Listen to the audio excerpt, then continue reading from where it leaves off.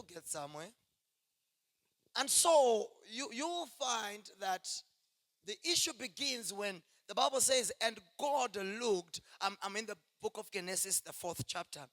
And God looked, or God looked at the offering of Abel with favor.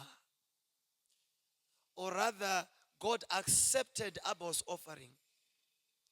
Or other versions will say God was pleased. Now look at this. When God was pleased with the offering that Abel had given him, there's a response that was there.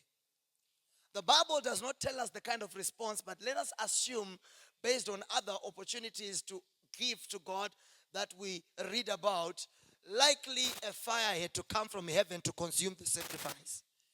So the sign, remember Elijah and the prophets of Baal, the sign would be a fire coming from God consuming the sacrifice. And then we would know that God is pleased with that sacrifice. So let's assume that fire came from heaven, consumed Abel's sacrifice.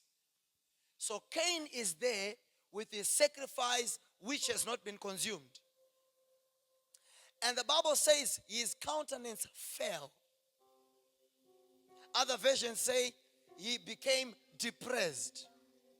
Now, my concern with Cain is that his depression was not on the basis that God did not accept his sacrifice, but his depression was on the basis that God accepted Abel's sacrifice. Now, let me talk to you. When you allow and you entertain the passions of your eye, you become a slave of other people's success.